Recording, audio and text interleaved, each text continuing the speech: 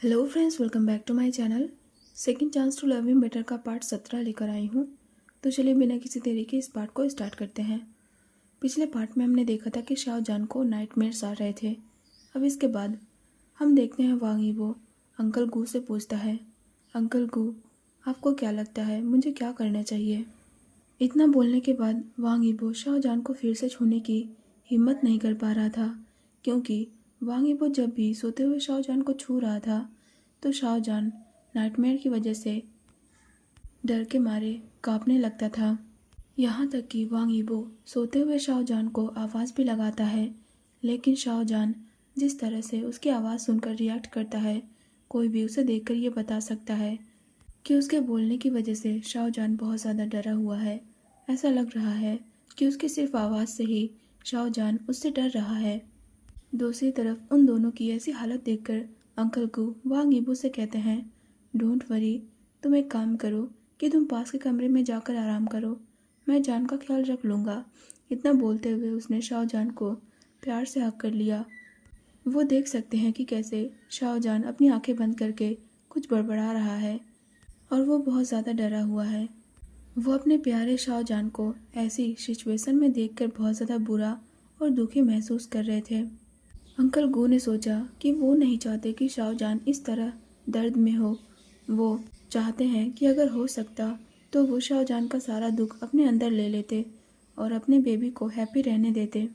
अब हम दूसरी ओर वांग यीबो को देखते हैं, जो कि अब अपने मास्टर बेडरूम से बाहर निकल गया था। वो बंद दरवाजे के पीछे खड़ा हुआ था और उसके फेस पर बहुत ज़्यादा वरीडनेस थी। वो आखिर अभी दूसरे कमरे में जाकर कैसे सो सकता है जब उसे पता है कि उसके गैर को उसके पिछले लाइफ के सपने हॉन्ट कर रहे हैं। अब हम दूसरी ओर रूम के अंदर देखते हैं अंकल गू, जो कि अब धीरे धीरे एक लोरी गाने लगे थे। ये लोरी वो तब गाया करते थे जब वो प्रेग्नेंट थे, लेकिन अब उनकी सॉफ्ट आवाज़ और लोरी की वजह से जान धीरे धीरे शांत होने लगा था। और अंकल गू इस लोरी को तब तक गाते रहे जब तक शाहजहान पूरी तरह से शांत नहीं हो गया और सो नहीं गया।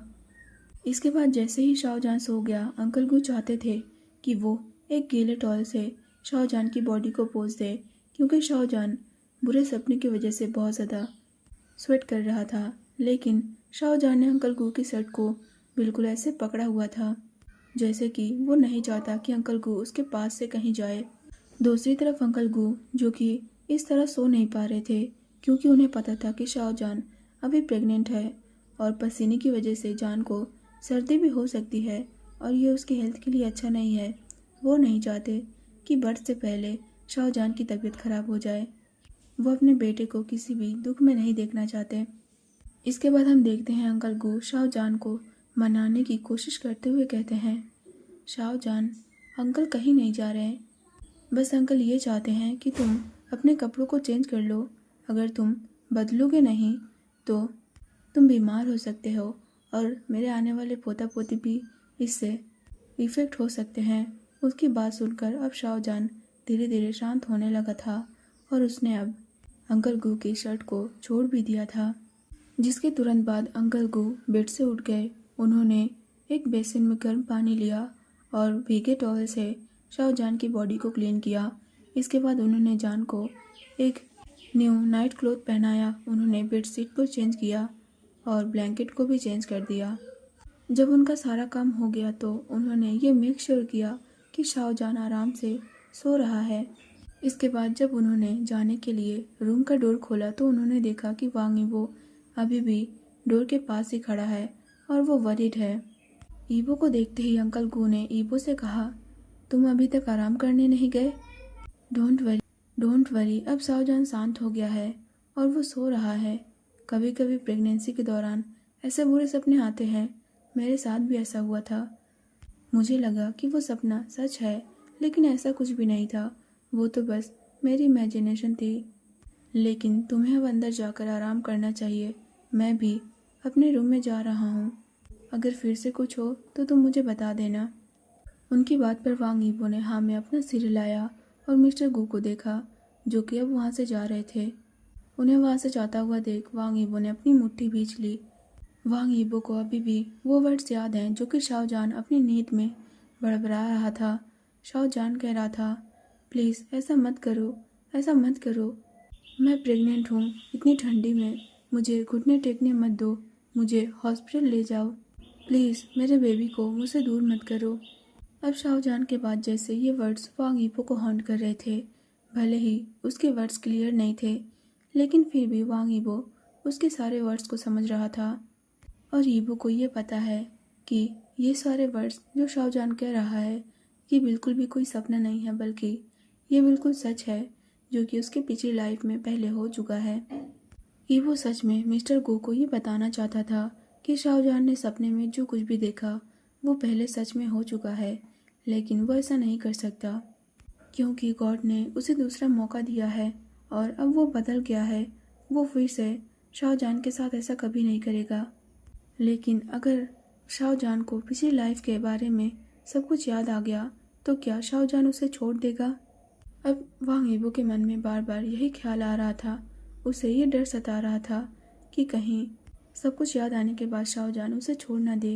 वो जानता है कि वो पहले एक बुरा पर्सन था और शाहजहान के लायक नहीं था। यहाँ तक कि पिछले लाइफ में शाहजहान ने कभी भी वांग यीबो से कोई भी शिकायत नहीं की, यहाँ तक कि मरते दम तक वो वांग यीबो के साथ ही रहा। हालांकि पिछली लाइफ में शाहजहान मरते दम तक उसके साथ था, लेकिन अब इस लाइफ में वो शाहजहान के बिना नहीं रह सकता।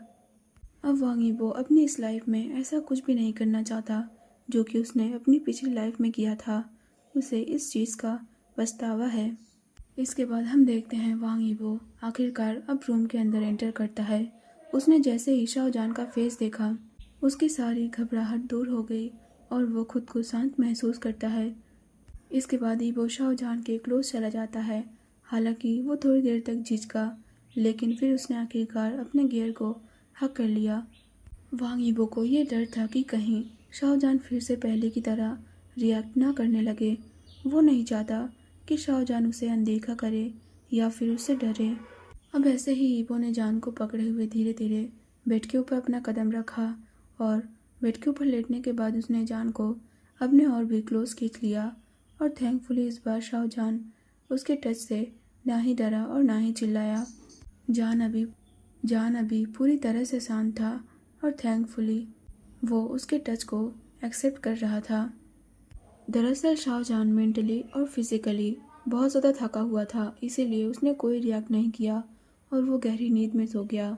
इस बार उसने जो सपना देखा था वो बहुत ज़्यादा डरावना था, क्योंकि उसके हस्बैंड ने उसके साथ बहुत ही बुरा बिहेव किया था। उसके बेबी को छीन लिया था और ऐसा बिहेव किया था जैसे कि कोई राक्षस हो, ना कि कोई इंसान। इस बार सपने में जान ने जो कुछ भी महसूस किया वो बहुत ज़्यादा रियलिस्टिक लग रहा था। उसे दर्द भी महसूस हो रहा था। शाहजहान को ऐसा लग रहा था जैसे कि ये कोई सपना नहीं है, या तो फिर वो पागल होने वाला है, जो कि वो सोते टाइम इतना ज़्यादा ड्रीमिंग कर रहा है कि उसे ऐसा लग रहा है कि सब कुछ रियल है। उसे रियल और सपने के बीच डिफरेंस का भी पता नहीं चल रहा है। अब हम देखते हैं वांग यीबो को, जिसने सोते हुए शाहजहान को जोर से हक कर लिया। वो अभी भी सो नहीं पा रहा था। उसे नहीं पता कि वो शाहजहान के इतने करीब है तो शाहजहान कभी भी कुछ भी रिएक्ट कर सकता है। उसके मन में बार बार यही सवाल आ रहा था, क्या उसका गियर उसे देखकर डर जाएगा? क्या अब उसका गियर उसे नफरत करने लगा है? क्या जागने के बाद शाहजहान उन दोनों के बीच रिलेशनशिप को ख़त्म करने के बारे में कहेगा? अब वांग यीबो भी लेटे हुए ये सारी इमेजिनेशन करने लगा था, जिसे सोचते ही उसे डर लग रहा था।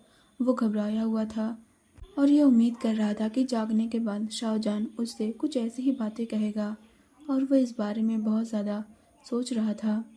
इसके बाद हम देखते हैं वांग यीबो अचानक से शाहजहान से दूर हो गया, क्योंकि उसने फील किया कि जान हिल रहा है और थोड़ी ही देर में शाहजहान जाग गया। अब पहले ही सूरज उग चुका था, यानी कि सुबह हो गई थी, और वांग यीबो ने ये मेक श्योर किया कि वो शाहजहान से थोड़ा दूर रहे ताकि जान को उससे डर न लगे। दूसरी तरफ शाहजहान, जो कि कंफ्यूज था, उसने जमाई ली और अपनी आंखों को रगड़ा और अपने उभरे हुए पेट को धीरे धीरे रब किया। शाहजहान जागने के बाद हर रोज़ ऐसा ही करता है। वो अपने बेबीज़ को टच करके फील करता है और ये मेक श्योर करता है कि उसके बेबीज़ अभी भी उसके बेली में सेफ हैं।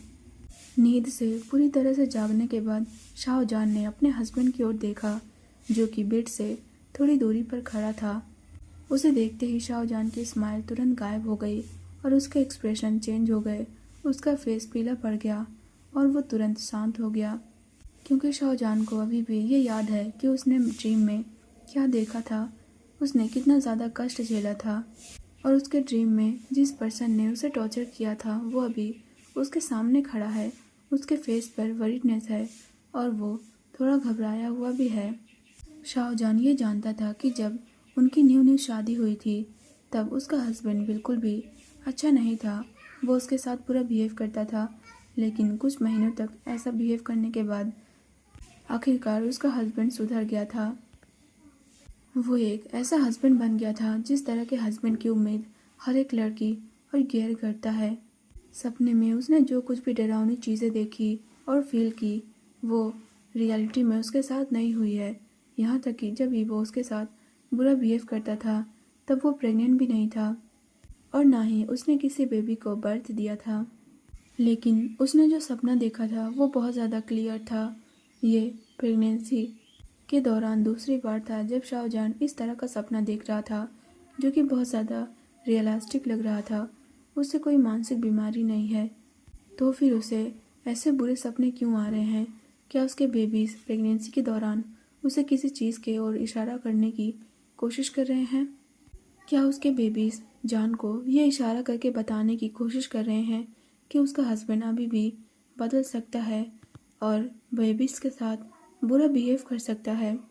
लेकिन उसके सपने में जो पर्सन था वो तो उसकी प्रेगनेंसी के शुरुआती से ही उसके साथ बुरा बिहेव करता था, ना कि बेबी को बर्थ देने के बाद। वो अब पहले से ही 7 मंथ प्रेग्नेंट है और इस बीच उसके हस्बैंड ने उसके साथ कोई भी बुरा बिहेव नहीं किया और ना ही उसके साथ कुछ गलत हुआ। ये बुरा सपना होना चाहिए, जो कि एक नॉर्मल बात है। ऐसा इसलिए है क्योंकि शायद शाहजहान बहुत ज़्यादा वरीड है और बहुत ज़्यादा खुद में ही तनाव ले रहा है, इसीलिए उसे ऐसे भयानक नाइटमेयर्स आ रहे हैं।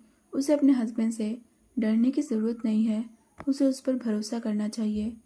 और वो ये नहीं चाहता कि सपने में हुई चीज़ों की वजह से उसके हस्बैंड और उसके बीच के रिलेशन ख़राब हो जाएं। वो ऐसा नहीं होने देना चाहता। दूसरी तरफ हम देखते हैं वांग यीपो ने शाहजहान के फेस के एक्सप्रेशन बार बार बदलते हुए देखे। उसने देखा कि कैसे शाहजहान जागते ही उसे देखने के बाद डर गया, लेकिन अब वो देख रहा है कि शाहजहान अपनी ही सोचों में गुम है। इसीलिए आखिरकार वांग यीपो ने अपनी चुप्पी तोड़ने का डिसाइड किया। अब हम देखते हैं वांग यीपो शाहजहान से कहता है, तुम जाग गए हो, जाओ तुम फ्रेश हो जाओ, इसके बाद हम नाश्ते के लिए नीचे जाएंगे। बोलते हुए वांग यीपो की आवाज़ बहुत ज़्यादा नरम थी। वो शाहजहान के साथ ऐसा कोई भी बिहेवियर करने की हिम्मत नहीं कर पा रहा था जिसकी वजह से शाहजहान उससे डर जाए। दूसरी ओर जब शाहजहान ने अपने हस्बैंड की ओर देखा तो उसे ये महसूस हुआ कि वांग यीपो उससे जानबूझकर दूर खड़ा है और उसे ऐसा करता हुआ देख शाहजहान की आंखें लाल हो गई। जान ने तुरंत अपना मुंह बनाया और वांग यीपो के ऊपर इशारा करते हुए कहा, तुम मुझे इग्नोर कर रहे हो? क्या तुम्हें ऐसा लगता है कि मैं बदसूरत हो गया हूँ? यहाँ तक कि तुमने मुझे किस करके और हक करके भी नहीं जगाया, तुम मुझसे दूर खड़े हो। दूसरी तरफ वांग यीपो, जो कि शाहजहान से कुछ भयानक वर्ड्स आने का इंतज़ार कर रहा था, भले ही वो ऐसे वर्ड्स सुनना नहीं चाहता लेकिन फिर भी उसे सुनना पड़ेगा। लेकिन जैसे ही उसने शाहजहान के वर्ड्स सुने तो वो तुरंत अपनी ही जगह पर जम गया, क्योंकि शाहजहान अभी ऐसा कुछ बोल रहा था जिसकी उसने कभी उम्मीद नहीं की थी। ऐसा लगता है कि वांग यीपो सच में बहुत ज़्यादा सोचने लगा है और उसने ओवर थिंकिंग कर ली थी। उसका गियर कल रात एक बुरा ड्रीम देख रहा था और उस ड्रीम की वजह से उनके रियल लाइफ में कोई भी बदलाव नहीं आएगा। इस टाइम वांग यीपो के मन में जो भी घबराहट थी, जो भी डर था, सब कुछ एक पल में ही गायब हो गया। वो तुरंत अपने गियर की ओर आगे बढ़ा और उसे अपने बाहों में पकड़ लिया। इसके बाद उसने अपने रोते हुए जान को मनाना शुरू कर दिया। अब हम देखते हैं टाइम ऐसे ही स्किप होता है और उस दिन के बाद वांग यीपो के गार्ड्स ने वांग यीपो को ये इन्फॉर्म किया कि उनके घर के आसपास कुछ सस्पिशियस लोग घूम रहे हैं, जो कि उनके घर के ऊपर निगरानी रख रहे हैं।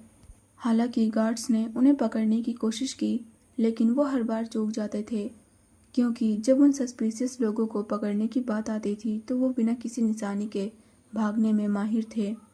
गार्ड्स की बातें सुनकर वांग यीपो ने घर के चारों ओर उनकी सेफ्टी को और भी ज़्यादा कड़ी कर दी। उसे नहीं पता कि उसके नए घर के बारे में किसको पता चल गया है, जिसने कि उसके घर के आसपास जासूसी करने वाले लोगों को भी भेज दिया है। लेकिन जो भी हो, ईवो उनके प्लान को कभी भी सक्सेसफुल नहीं होने देना चाहता। अभी ये सब कुछ चल ही रहा था कि वांग यीबो के सेक्रेटरी ने एक वीक बाद उसे कॉल किया और उसे इन्फॉर्म किया कि उनके कुछ प्रोजेक्ट्स जो कि बहुत ज़्यादा इम्पोर्टेंट थे और अच्छे मोड़ पर थे, उन्हें पोस्टपोन कर दिया गया है और उनके कई बिजनेस पार्टनर्स ने उनके साथ अपने कॉन्ट्रैक्ट्स को ख़त्म करने का डिसाइड किया है। इतना ही नहीं, कुछ सरकारी क्षेत्रों ने भी उनके साथ कॉन्ट्रैक्ट को ख़त्म करने का डिसाइड किया है, जो कि ऑलरेडी ही उनके साथ कोलैब में थे। सेक्रेटरी की सारी बातें सुनकर वांग यीबो शॉक था। उसने कभी भी ऐसा कुछ होने की उम्मीद नहीं की थी, स्पेशली तब जब वो कंपनी में नहीं जा रहा था। हालांकि अगर वो फिर से कंपनी में जाए तो इससे कोई प्रॉब्लम नहीं होगी, लेकिन उसे पता है कि उसके गियर को अभी उसकी ज़रूरत है, लेकिन कंपनी को भी उसकी ज़रूरत है।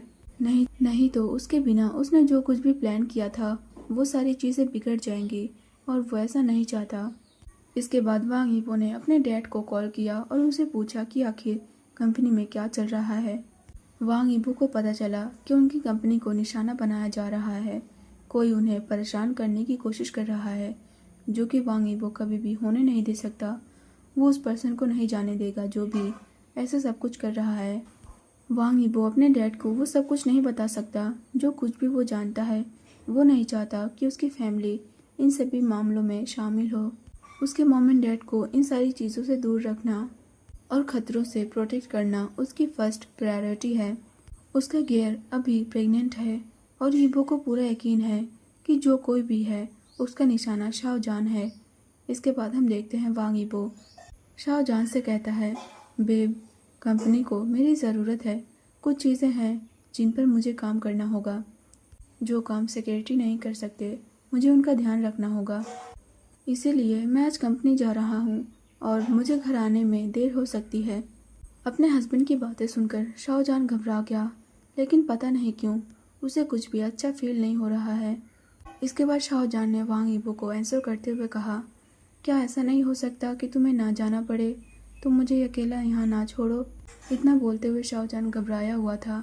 इसके बाद वांग यीबो ने जान को जवाब देते हुए कहा, मुझे जाना ही होगा, लेकिन मैं जल्दी वापस आने की कोशिश करूँगा। उसकी बात पर जान कहता है, मुझे भी अपने साथ ले चलो, मैं वादा करता हूँ मैं अच्छा बिहेव करूँगा। उसकी बात पर यीबो ने सोचा कि वो जानता है कि उसके गियर को घर से बाहर ले जाना सेफ नहीं होगा। अगर उसके गियर को निशाना बनाया जा रहा है तो ये उसके लिए बिल्कुल भी अच्छा नहीं होगा। अभी के लिए उसे बस अपने गियर की सेफ्टी के बारे में सोचना होगा। वो नहीं चाहता कि उसके गियर को कोई भी चोट पहुँचाए। अपने गियर की जगह वो चोट खाना पसंद करेगा, लेकिन अपने गियर को इस चीज़ के लिए अलाउड नहीं करेगा। इसके बाद यीबो ने जान से कहा, गुड बॉय बनो और मेरी बातें सुनो। तुम्हें कहीं जाने की ज़रूरत नहीं है। अंकल गो भी यहीं पर हैं जो तुम्हारा ख्याल रखेंगे। जब मेरा काम पूरा हो जाएगा तो मैं तुम्हारे जागने से पहले ही वापस आ जाऊंगा। उसे टोकते हुए जान ने कहा, लेकिन हस्बैंड। वांग यीबो ने उसे तुरंत बीच में काटते हुए कहा, कोई लेकिन वेकिन नहीं, अपने हस्बैंड की बातें सुनो। हालांकि जान अपने हस्बैंड की बातों से सेटिस्फाइड नहीं था, लेकिन वो कुछ भी नहीं कर सकता है। इसके बाद उसने बिना मन के अपने हस्बैंड को घर से अलविदा किया और वो ये देखता रहा कि कैसे उसका हस्बैंड उसे घर में अकेला छोड़कर जा रहा है। शाओजान अभी भी खुद को इस बात के लिए मना नहीं पा रहा है कि उसका हस्बैंड उसे इतने बड़े घर में अपने अंकल के साथ अकेला छोड़कर जा रहा है, लेकिन वो इस घर में अकेला नहीं रहना चाहता। इसीलिए उसे कोई तरकीब ढूंढनी होगी जिससे वो घर को छोड़कर अपने हस्बैंड के ऑफिस जा सके। ऐसा हो सकता है कि यह पहली बार है जब शाओजान अपने हस्बैंड की बात नहीं सुन रहा है और अपनी मर्जी से काम कर रहा है, लेकिन वो इतने दिन से घर में है और उसे घर में घुटन जैसी महसूस हो रही है। शाओजान के बेली में उसका बेबी भी बार बार किक कर रहा था, जैसे कि उसका बेबी अपने मामा को ये बताने की कोशिश कर रहा है जैसे कि वो भी उसके साथ उसकी बात के लिए सहमत है। इसके बाद हम देखते हैं शाहजहान वापस घर के अंदर चला गया। उसने घर के अंदर जाकर देखा तो अंकल गू किताब पढ़ रहे थे और जान जाकर उनके पास ही बैठ गया। इसके बाद जान ने अंकल गू से कहा, अंकल, क्या आप जानते हैं कि मेरे हस्बैंड का ऑफिस कहाँ है? उसकी बात सुनकर मिस्टर गू ने पढ़ना बंद कर दिया और चश्मा उतारकर अपने बेबी की ओर देखा, जो कि उसकी ओर देख रहा था और अपना मुंह बना रहा था। इसके बाद मिस्टर गू ने जान को आंसर करते हुए कहा, इम्पॉसिबल, तुम यहीं रहो और बस ईबो के वापस आने का इंतज़ार करो। ये तुम्हारी सेफ्टी के लिए है, तुम जानते हो। उनकी बात सुनकर शाहजहान ने मुंह बनाते हुए अपना सिर हिलाया। वो सोचता है वो तो बस अपने हस्बैंड के लिए वरीड है। उसके हस्बैंड ने उससे वादा किया था कि बेबी के बर्थ के पहले वो कभी भी अपने ऑफिस नहीं जाएगा। उसने वादा किया था कि वो बर्थ के बाद ही ऑफिस जाएगा। फिलहाल उसने अपना सारा काम अपने सेक्रेटरी को दे दिया है, लेकिन आज जब एक कॉल आया तो अचानक उसके हस्बैंड ऑफिस जाना चाहता है।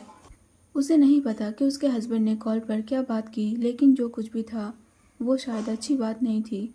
आखिर क्या हुआ होगा, इस बात के बारे में जान को कोई भी आइडिया नहीं है और उसका हस्बैंड भी उसे वरी नहीं करना चाहता है, इसलिए उसने जान को भी नहीं बताया। लेकिन जान का सोचना यह है कि ईबो को उसे सारी सिचुएशन के बारे में बताना चाहिए था। शायद जान उसकी मदद कर सकता था।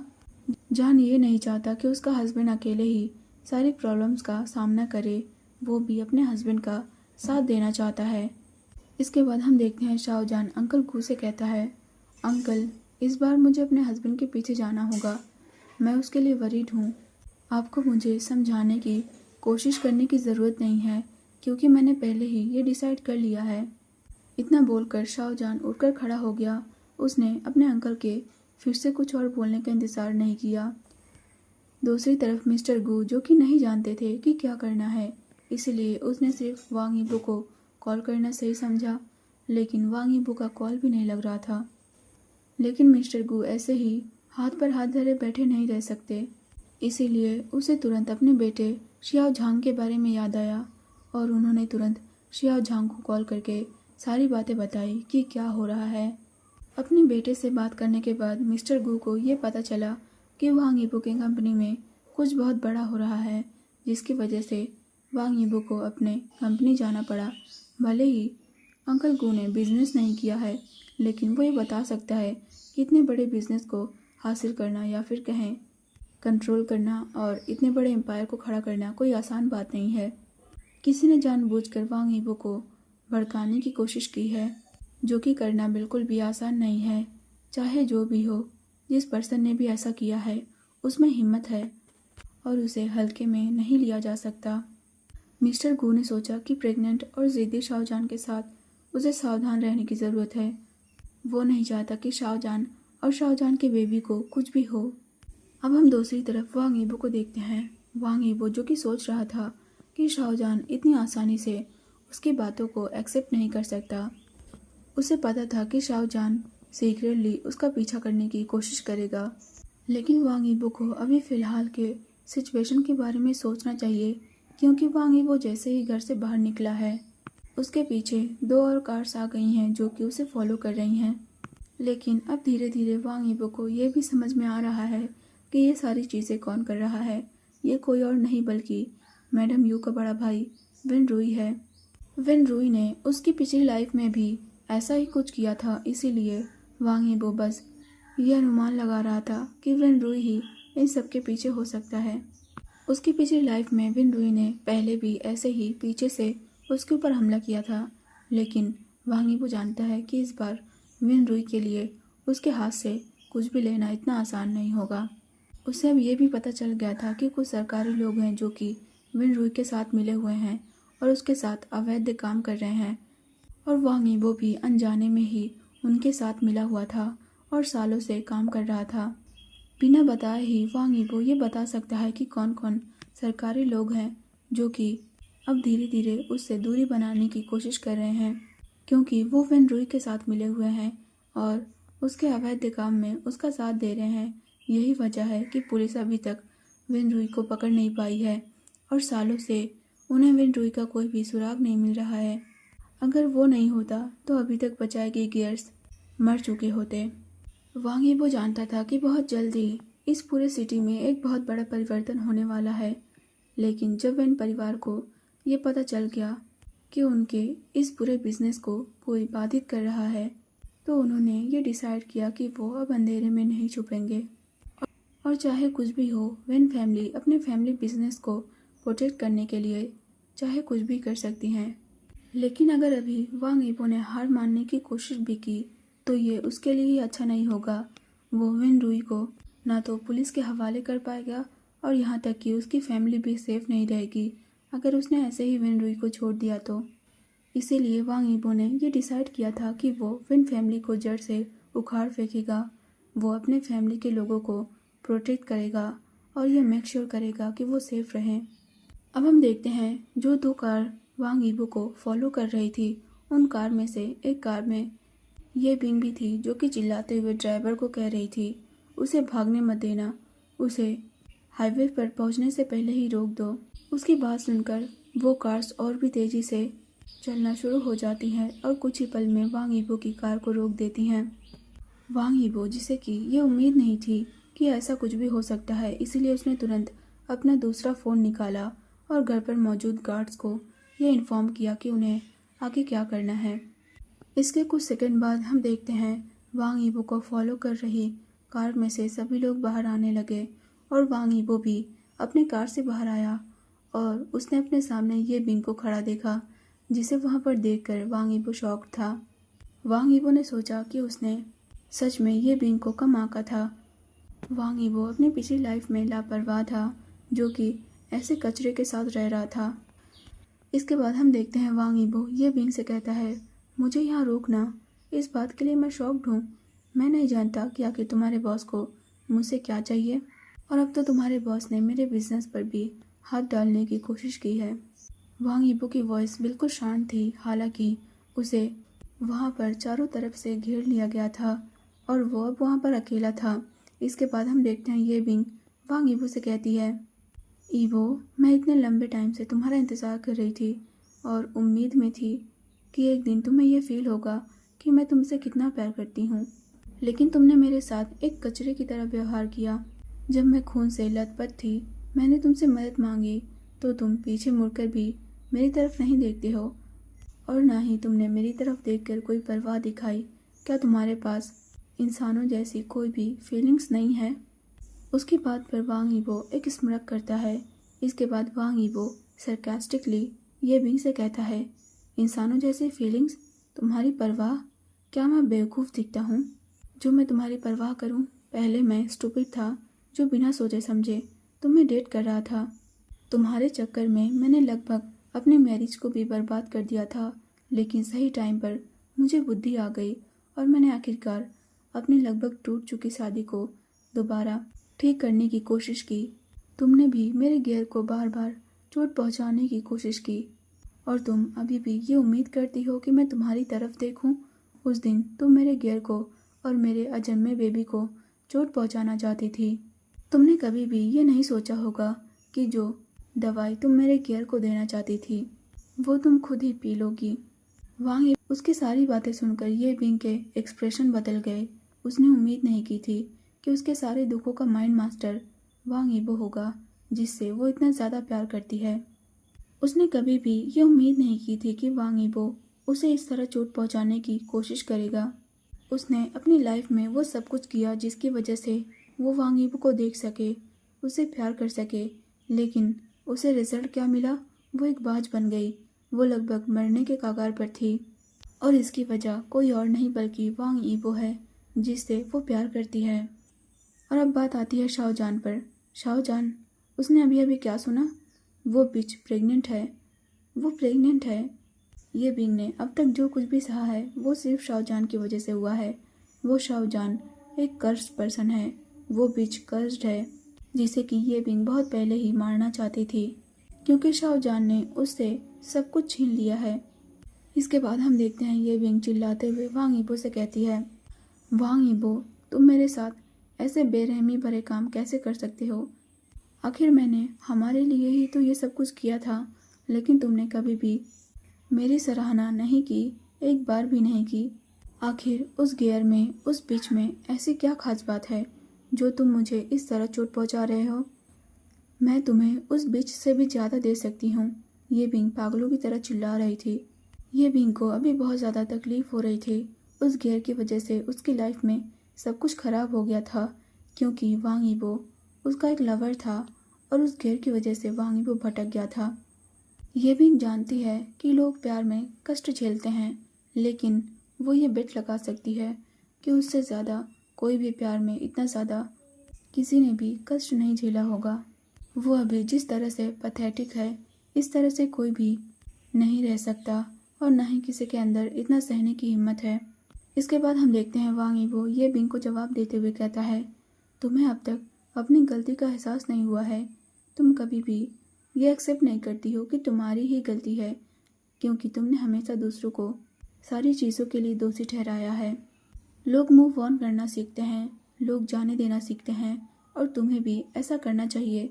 मेरा गियर तुम्हारे मुकाबले बहुत अच्छा है।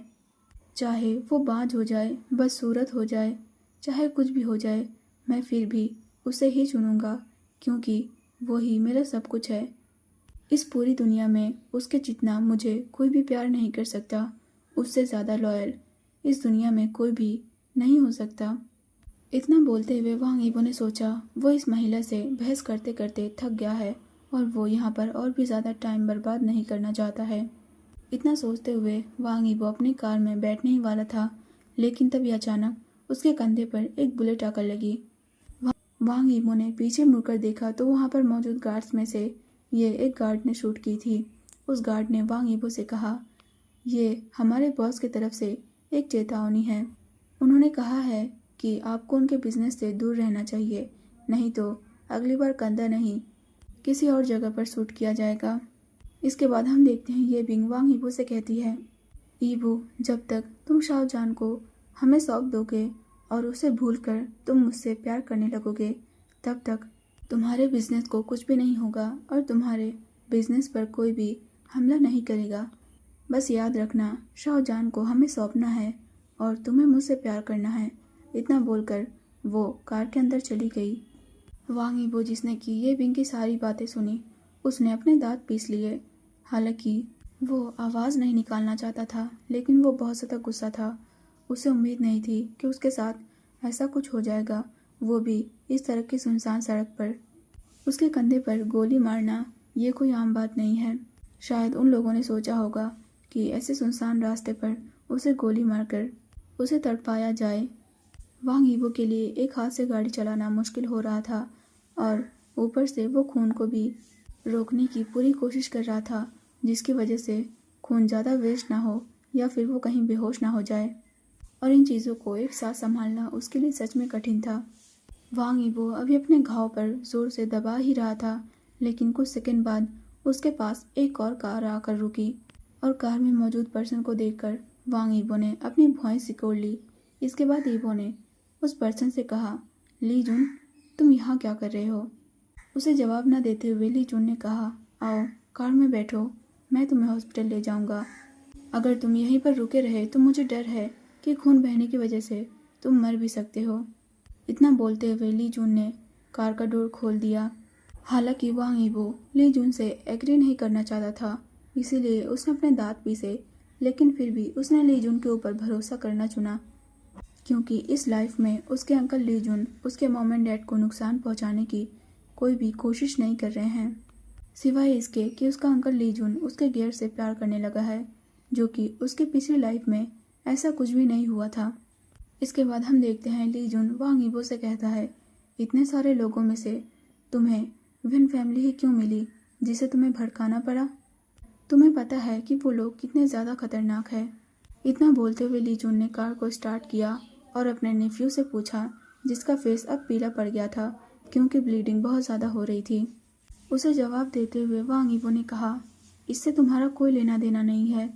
वांग यीबो अपने अंकल से बात करके अपना मूड खराब नहीं करना चाहता था, जो कि सिर्फ परेशानी ही पैदा करते हैं। उसके अंकल ना केवल उसके अंकल हैं जो कि उसके उम्र के हैं, बल्कि उसके प्यार में उसके राइवल भी हैं जो कि उसके जान को उससे छीनना चाहते हैं। वांग यीबो की बात सुनकर ली जुन ने अपनी भौहें सिकोड़ी और उसने बिना किसी हिचकिचाहट के वांग यीबो के ऊपर चिल्लाते हुए कहा, तुम्हें अपने भलाई और अपनी लाइफ की परवाह नहीं है तो ये ठीक है, लेकिन शाहजहान और तुम्हारे मॉम एंड डैड के बारे में सोचो। कोई ऐसा काम मत करो जिससे उन लोगों को नुकसान हो। तुम्हें भी ये पता है कि उनका वो कारोबार कितने सालों से चलता आ रहा है और कितना ज़्यादा डीप है, लेकिन फिर भी तुमने वेंस को गुस्सा दिलाने के लिए उसे जांच करने की कोशिश की और यहाँ तक कि पुलिस को भी अपने साथ शामिल कर लिया। आखिर तुम इतने ज़्यादा स्टूपिड कैसे हो सकते हो? और प्लीज़ तुम अपने साथ मेरे प्यार को भी मारने की कोशिश मत करो। उसकी बात सुनकर वांग यीबो ने अपने दांत पीस लिए। वो तो अभी अभी एक बुलेट का शिकार हुआ है। अगर ऐसा नहीं होता तो वो उठकर अपने इस अंकल को पीट देता। आखिर उसकी हिम्मत कैसे हुई कि वो उसके शाहजहान को अपना प्यार कहे? शाहजहान उसका है और वो नहीं चाहता कि उसके गैर की ऐसा कोई दूसरा आदमी तारीफ करे या फिर उसके लिए लालच करे। वो दूसरे आदमियों को अपने गैर के लिए ऐसे वर्ड्स यूज़ नहीं करने देगा। इसके बाद वांग यीबो ने ली जुन से कहा, ज़्यादा आगे मत बढ़ो ये सोचकर कि मैं घायल हूँ, लेकिन मेरा यकीन मानो कि मैं ऐसी हालत में भी तुमसे निपट सकता हूँ। मुझे नहीं पता कि तुम्हें वेन फैमिली और उनके अवैध बिजनेस के बारे में कैसे पता चला, लेकिन अगर तुम किसी भी तरह से उनके साथ मिले हुए हो और उन्हीं द्वारा भेजे गए हो या फिर मैं कहूँ एक जासूस हो, तो मैं ये भूल जाऊँगा कि तुम मेरे अंकल हो। ली जून ने उसकी बातें सुनकर एक आह भरी। ली जून ने सोचा कि उसने सच में एक बार वांग यीबो से निपटने का सोचा था, लेकिन जिस ईबो से निपटने का उसने सोचा था वो ईबो ये नहीं था। वो तो पहले वाले वांग यीबो को अपने रास्ते से हटाना चाहता था, क्योंकि वो वांग यीबो बेवकूफ़ था। वो किसी कपड़े के टुकड़े की तरह लड़कियों को बदलता था और ली जून ये सिर्फ इसलिए करना चाहता था क्योंकि वो बिजनेस की परवाह करता था। वो नहीं चाहता था कि वांग यीबो के इन्हीं हरकतों की वजह से बिजनेस को कोई नुकसान पहुंचे। लेकिन अब वांग यीबो पहले जैसा नहीं रहा है, वो बदल गया है। पहले तो ली जून ने सोचा कि शायद वांग यीबो नाटक कर रहा होगा, लेकिन महीने बीत गए हैं और अभी भी वांग यीबो बिल्कुल वैसे ही बिहेव कर रहा है और इसके वजह से वांग का बिजनेस और भी ज़्यादा बढ़ता जा रहा है और वांग यीबो बिजनेस में भी काफ़ी ज़्यादा अच्छा है। लेकिन अब ली जून ने सोच लिया है कि वो अपने इस नेफ्यू को कुछ भी नहीं करेगा और ना ही वो किसी को वांग फैमिली के बिजनेस को कुछ भी करने देगा। वांग फैमिली का बिजनेस ली जून के लिए बहुत ज़्यादा इम्पॉर्टेंट है, क्योंकि ये वही बिजनेस है जो कि उसके अडॉप्टेड पेरेंट्स ने स्टार्ट किया था या फिर कहें उनका था। और ये बिजनेस ली जून के लिए ख़ास है क्योंकि वो उनकी परवाह करता है और उनके जाने के बाद ये बिजनेस भी एक तरीके से उनकी ही एक छोड़ी हुई निशानी है। और जहाँ तक शाहजहान की बात आती है, तो अगर वांग यीबो फिर से पहले जैसे शाहजहान के साथ बिहेव करने की हिम्मत करता है तो वो शाहजहान को पाने के लिए कुछ भी करेगा। इससे पहले ली जून ने कभी भी प्यार का एहसास नहीं किया था और जब उसने शाहजहान को पहली बार देखा तो वो बता सकता था कि प्यार क्या है, लोगों को प्यार कैसे होता है, और उसे भी शाहजहान से प्यार हो गया था। लेकिन दुख की बात तो ये थी कि जिस पर्सन से वो प्यार करने लगा था वो पर्सन तो उसे देखना भी नहीं चाहता था। इसके बाद हम देखते हैं ली जून ने वांग यीबो की बातों पर अपनी आइस रोल की। उसने दूसरा वर्ड नहीं कहा क्योंकि वो वांग यीबो के साथ बहस नहीं करना चाहता था। ऐसा लगता है कि उसे भी अपने नेफ्यू के साथ मिलकर काम करना होगा ताकि वो वेन से निपट सके। उसे भी वेंस के बारे में कुछ जानकारियाँ मिली है और ये जानकारियाँ उनके काम में आ सकती हैं। इसके बाद हम देखते हैं हॉस्पिटल पहुंचने के बाद वांग यीबो को तुरंत केयर में लिया गया। उसके बॉडी से बुलेट को निकाला गया और घाव को अच्छे से साफ करके सील दिया गया। थैंकफुली कि उसका ब्लड बहुत ज़्यादा लॉस नहीं हुआ, इसीलिए लॉस हो चुके खून की भरपाई करने के लिए ईबो को दवाइयाँ दी गई। इसके साथ ही ईबो को एंटीबैक्टीरिया और दर्द वाली दवाई भी दी गई जिससे ईबो को दर्द कम हो। और थोड़ी देर के आराम के बाद डॉक्टर ने ईबो को वहाँ से जाने की परमिशन दे दी। वांग यीबो ने ये बिल्कुल भी उम्मीद नहीं की थी कि उसका अंकल उसके साथ ही हॉस्पिटल में रहेगा, वो डॉक्टर से बात करेगा या फिर उसके लिए दवाइयाँ लाएगा। और सिर्फ इतना ही नहीं, उसने तो डिस्चार्ज की सारी चीज़ें भी पूरी की, जिसके बाद वांग यीबो को हॉस्पिटल से रिहा कर दिया गया। अब वांग यीबो अपने अंकल के साथ कार में बैठा था। इसके बाद हम देखते हैं वांग यीबो ली जून से पूछता है, तुम अचानक मेरे साथ इतना अच्छा बिहेव क्यों कर रहे हो? क्या तुमने गलती से कोई गलत दवा पी ली है या फिर तुम्हारे फिर से कोई गलत इरादे हैं? उसकी बात पर ली जून ने अपनी भौहें सिकोड़ी। इसके बाद ली जून ने ईबो को आंसर करते हुए कहा, अरे मैं तो एक बड़ा पर्सन हूँ और बड़े पर्सन की छोटे लोगों की जिम्मेदारियाँ लेनी चाहिए और तुम मुझसे छोटे हो तो मुझे तुम्हारे साथ अच्छा बिहेव करना चाहिए। वैसे भी तुम्हें मुझे थैंक्स करने की ज़रूरत नहीं है और मैं नहीं चाहता कि शाहजहान मुझे दोषी ठहराए या फिर वो मुझे कोई बुरा पर्सन समझे क्योंकि मैंने तुम्हारी मदद नहीं की। ली जून के आंसर से वांग यीबो, जो कि अब थोड़ा थोड़ा ली जून के बारे में अच्छा सोचने लगा था, लेकिन तुरंत उसके एक्सप्रेशन चेंज हो गए और उसने भी अपनी भौहें सिकोड़ी क्योंकि उसे पता चल रहा था कि ली जून सारी चीज़ें सिर्फ शाहजहान के लिए कर रहा है ताकि शाहजहान उसे गलत पर्सन न समझे। और इसीलिए वांग यीबो, जो थोड़ा बहुत ली जून के लिए सॉफ्ट हुआ था, अब वो सॉफ्टनेस भी गायब हो गई थी और वो फिर से ली जून के साथ पहले जैसा ही बिहेव करने लगा था। इसके बाद हम देखते हैं वांग यीबो ने अपनी कोल्ड वॉइस में अपने अंकल से कहा, मुझे अभी कंपनी ले चलो और वैसे मेरे भाई या फिर मेरे फैमिली में किसी और को मेरी चोट के बारे में मत बताना। इतना बोलकर ईबो ने ली जून को पूरी तरह से इग्नोर कर दिया।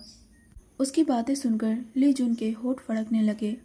ली जून ने सोचा कि उसका भतीजा बिल्कुल उसके अडॉप्टेड फादर की तरह है क्योंकि उसके अडॉप्टेड फादर भी एक पल हैप्पी और सॉफ्ट रहते थे और दूसरे ही पल वो बिल्कुल बदल कर कोल्ड हो जाते थे।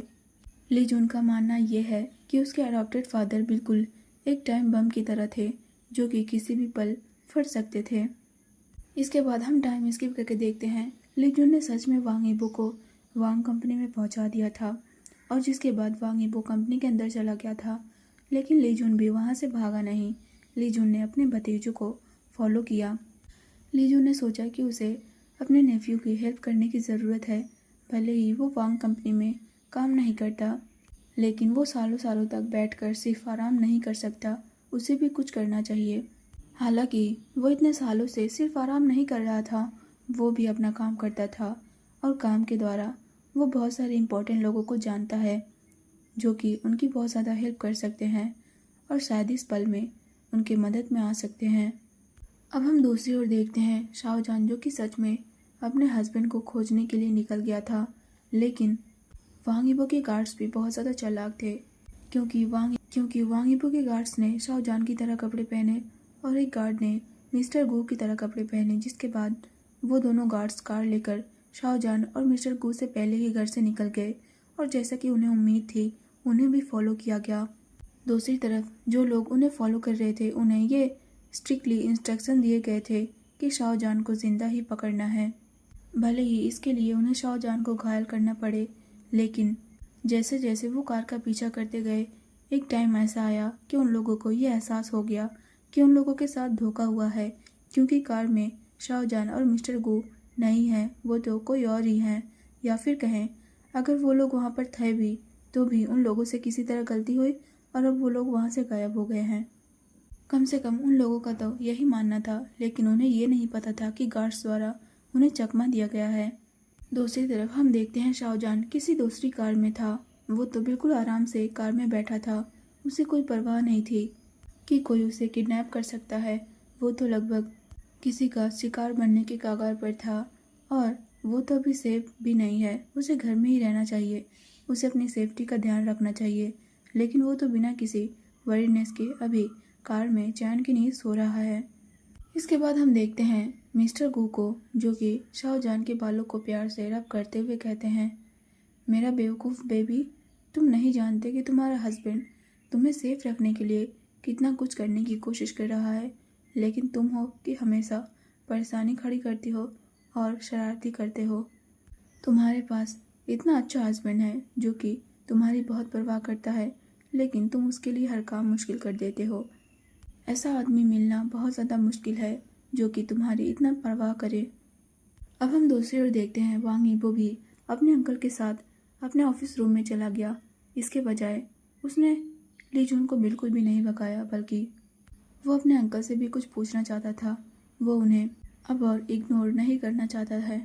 अब वांग यीबो को ये थोड़ा थोड़ा महसूस हो रहा था कि शायद वो अपने अंकल पर एक बार भरोसा कर सकता है, लेकिन इसका मतलब ये नहीं है कि वो अपने काम में अपने गियर को शामिल करेगा। वांग यीबो के ऑफिस के अंदर आते ही दरवाज़ा एक बार फिर से खुला, क्योंकि इस बार सिक्योरिटी जनरल मैनेजर के साथ और ढेर सारे डॉक्यूमेंट्स के साथ ऑफिस के अंदर एंटर करता है। इसके बाद सेक्रेटरी ने बोलना शुरू किया, बॉस आप आखिरकार आ गए। मैं इससे पहले कि वो और कुछ बोल पाता, उसकी नज़र ली जुन पर पड़ी और उसने तुरंत अपने थके हुए नज़रों से ली जुन की ओर देखना शुरू कर दिया, क्योंकि सेक्रेटरी भी इस ली जुन नाम के पर्सन पर बिल्कुल भी भरोसा नहीं करता है। सेक्रेटरी के ऐसे बिहेवियर को देखकर ली जुन भी शॉक था। उसने कहा कि आखिर उसके नेफ्यू ने सेक्रेटरी से क्या कहा है जिसकी वजह से वो पर्सन ली जुन को इस तरह देख रहा है। ईबो ने ली जुन की बातों का कोई आंसर नहीं किया, बल्कि ईबो ने सेक्रेटरी को ऑर्डर देते हुए कहा, बस बोलते रहो और उस पर्सन को इग्नोर करो। उसकी बात पर सेक्रेटरी ने बस ठीक है बॉस में जवाब दिया। इसके बाद उसने बोलना स्टार्ट किया, सर हमें कल चोरी और नकली दवाओं को रेडी करने, उन्हें बेचने और यहाँ तक कि उन अवैध दवाओं को एक्सपोर्ट और इंपोर्ट करने की रिपोर्ट मिली है। यहाँ तक कि सबूत भी मौजूद हैं। ऐसा लगता है कि जिन सरकारी बिजनेस पार्टनर ने पहले से ही जाने का फैसला किया था, उन्होंने सारी चीज़ों का बंदोबस्त कर लिया था और ये सारी खबरें हमारी कंपनी के लिए बिल्कुल भी अच्छी नहीं है। सारी बातों को समझाते हुए सेक्रेटरी ने सारी चीज़ों की रिपोर्ट वांग यीबो को थमा दी। इसके बाद वांग यीबो ने सेक्रेटरी को आंसर करते हुए कहा, भले ही वो अच्छी तरह से तैयार हैं, लेकिन मैं उन्हें इतनी आसानी से जाने नहीं दूंगा, क्योंकि उन लोगों ने अपने गंदे कामों में हम लोगों को भी शामिल कर लिया था। भले ही हम लोग भी अनजाने में उनके साथ मिले थे, लेकिन मैं इतनी आसानी से उन्हें माफ़ नहीं करूँगा। इतना बोलते हुए ईबो मुस्कुराया। उसकी बात के बाद ली जुन ने वांग यीबो को जवाब देते हुए कहा, मैं भी तुम्हारी मदद करूँगा। मैंने भी इस बारे में काफ़ी जांच की है और मुझे भी कुछ सबूत मिले हैं। मुझे लगता है कि ये हमारे लिए मददगार हो सकता है। इतना बोलने के बाद चार लोग जो भी वहाँ मौजूद थे, वो लोग आपस में और भी चर्चा करने लगे। ऐसे ही बात करते हुए 1 घंटा बीत गया और 1 घंटे बाद डोर पर फिर से एक बार नॉक हुआ और वांग यीबो को ये इन्फॉर्म किया गया कि वांग यीबो का पार्टनर आया है, जो कि उससे मिलना चाहता है। वांग यीबो, जो कि उस टाइम अपने गियर को नहीं देखना चाहता था, क्योंकि वो शाओजान से बचना चाहता था। शाओजान, जो कि बहुत ज़्यादा चौकस है, उसे पता चल जाएगा कि वांग यीबो ने कपड़े चेंज किए हैं और कपड़े चेंज करने की वजह भी कुछ हो सकती है। शायद वो वांग यीबो के घावों को देख सकता है। इसके बाद हम देखते हैं वांग यीबो अपने अंकल की तरफ देखता है।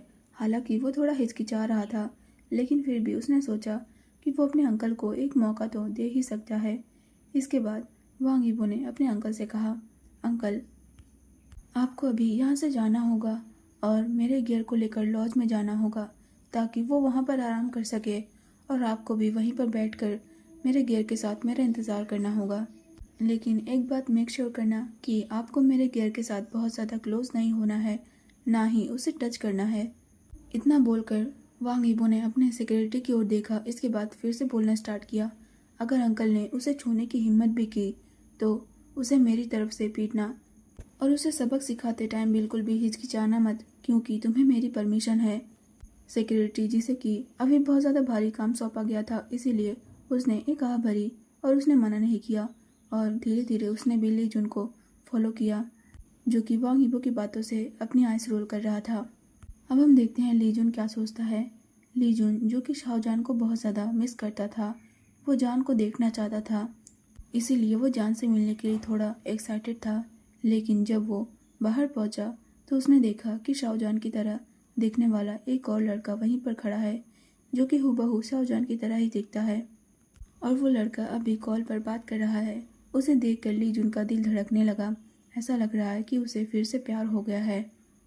अब हम देखते हैं शाहजहां को, जिसने की हलचल सुनी और उसके फेस पर एक मुस्कुराहट आ गई, ये सोचकर कि उसका हस्बैंड उससे मिलने आया है।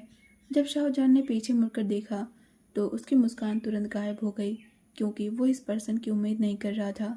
शाहजहां ने सोचा कि आखिर ये परवट यहाँ क्या कर रहा है, लेकिन फिर जब उसने ली जुन की निगाहों को फॉलो किया तो वो शॉक्ड की वजह से तुरंत उठकर खड़ा हो गया और उसके ऐसे बिहेवियर से उसके पास बैठे अंकल गू भी थोड़ा शॉक्ड हो गए। इसके बाद शाओजान ने बिल्कुल भी टाइम वेस्ट नहीं किया, बल्कि वो शाओ झांग के पास गया और उसके सामने खड़ा हो गया। उसने ये मेक श्योर किया कि ली जुन उसके भाई को बिल्कुल भी ना देख सके, क्योंकि ये परवर्ट इंसान उसके भाई को बिल्कुल ऐसे देख रहा है जैसे कोई भूखा इंसान खाने को देखता है। इसके बाद हम देखते हैं शाओजान ली जुन की तरफ इशारा करते हुए चिल्लाता है। शाओजान कहता है, तुम ये मत सोचो कि तुम मेरे हस्बैंड के अंकल हो, इसीलिए मैं पुलिस में तुम्हारी शिकायत नहीं कर सकता। तुम्हें मेरे भाई को देखने की परमिशन नहीं है, खास करके तुम जिस तरह से अभी देख रहे हो। उसकी बातों पर ध्यान ना देते हुए ली जुन अभी भी उसके पीछे खड़े शाओ झांग को देखने की कोशिश कर रहा था। इसके बाद हम देखते हैं ली जुन शाओ झांग को जवाब देते हुए कहता है, तुम्हारे अंकल ने अभी अभी किसी एक इंटरेस्टिंग पर्सन को देखा है और बहुत ज़्यादा एक्साइटेड हो गया है। तुम्हें गलतफहमी पैदा नहीं करनी चाहिए। इतना बोलकर ली जुन ने मिस्टर गू को हेलो कहा। इसके बाद ली जुन ने मिस्टर गू से बात करते हुए कहा, आप शाओजान की बातों का गलत मत समझिए, हमारे बीच पहले कुछ गलतफहमियां हो गई थी। मिस्टर गू को इतना बोलने के बाद ली जुन का ध्यान वापस शाओ झांग पर लौट आया, जो कि अब कॉल पर बात कर चुका था और वो शाओजान से पूछ रहा था कि आखिर वो क्या कर रहा है, क्या वो ठीक है। इसके बाद शाओ झांग का ध्यान ली जुन के ऊपर गया, जो कि उसे अजीब तरह से देख रहा था और उसके ऐसी नज़रों को फील करते हुए शाओ झांग को थोड़ा अनकंफर्टेबल फील हो रहा था कि ये पर्सन उसे किस तरह देख रहा है। एक पल के लिए तो शाओ झांग को भी ये लगा कि वो कोई मैन नहीं बल्कि एक गैर है, बिल्कुल अपने भाई की तरह, क्योंकि ली जुन की नज़रें उसे ऐसा ही महसूस करा रही थी। लेकिन अगले ही पल शाओ झांग ने अपने सिर को हिलाया और अपने एक्सप्रेशन को बिल्कुल सीरियस कर लिया। ये ली जुन उसे जिस तरह देखकर स्माइल कर रहा है, ये बहुत ज़्यादा अजीब है। कोई भी आदमी किसी दूसरे पर्सन को इस तरह कैसे देख सकता है, और ख़ास करके तब जब वो कोई गेयर नहीं है, वो दोनों ही मैन हैं। इसके बाद हम देखते हैं ली जुन शियाओ झांग के पास आया और उसने शियाओ झांग से बात करते हुए कहा, हेलो, मेरा नाम ली जुन है और मैं बहुत ज़्यादा लकी हूँ जो रूम से बाहर आते ही मुझे एक फेरी मिल गई। क्या आप मुझे अपना नाम बता सकते हैं? उसकी बातें सुनकर सेक्रेटरी के होंठ फड़कने लगे। उसने उम्मीद नहीं की थी कि ली जुन का ध्यान शियाओ जान से हटकर शियाओ झांग पर चला जाएगा। ये ली जुन वाकई में एक बेशर्म है और इस पर बिल्कुल भी भरोसा नहीं किया जा सकता। अभी कुछ देर पहले ही वो शियाओ जान को फॉलो कर रहा था, यानी अपनी सारी दिलचस्पी शियाओ जान में दिखा रहा था, लेकिन अब उसका ध्यान भटक गया है और वो शियाओ जान के जुड़वा भाई शियाओ झांग में दिलचस्पी दिखाने लगा है। दूसरी तरफ शाओ जान, जो कि ली जुन की बातें सुनकर गुस्सा हो गया था, उसने उम्मीद नहीं की थी कि ये बदमाश उसके इकलौते भाई को इस तरह परेशान करने की हिम्मत कर सकता है। उसने कुछ महीने पहले ही आखिरकार एक बड़ा भाई बनाया था और शियाओ झांग को अपना बड़ा भाई माना था, और अब ये ली जुन नाम का पर्सन एक बेशर्म पर्सन है जो कि उसके भाई के ऊपर गंदी निगाहों से देख रहा है। लेकिन शाओ जान ने अब ये तय कर लिया है कि अगर उसके भाई ने उस पर्सन को नहीं रोका तो वो ये मेक श्योर करेगा कि वो खुद ली जुन से निपट ले। अब हम दूसरी ओर देखते हैं अंकल गू को, जिन्होंने ये उम्मीद नहीं की थी कि वांग ईबो, जिसका कोई अंकल है, वो इतना ज़्यादा बोल्ड हो सकता है, यहाँ तक कि उसके सामने ही वो उसके बेटे के साथ फ्लर्ट कर रहा है। अंकल गू ने सोचा इस पर्सन से ज़्यादा बोल्ड आदमी खोजना बहुत ज़्यादा कठिन होगा, और बिना बताए ही वो ये बता सकता है कि शाओ जान उस पर्सन को बिल्कुल भी पसंद नहीं करता है। उसे नहीं पता कि आखिर क्या हुआ होगा, लेकिन वो इस बात के लिए श्योर है कि अगर शियाओ जान यहीं पर रुका रहा तो उसका बेटा शियाओ झांग शियाओ जान की सारी बातें सुनेगा और इस ली जुन से भिड़ जाएगा, क्योंकि शियाओ जान पर पूरी तरह से भरोसा करता है।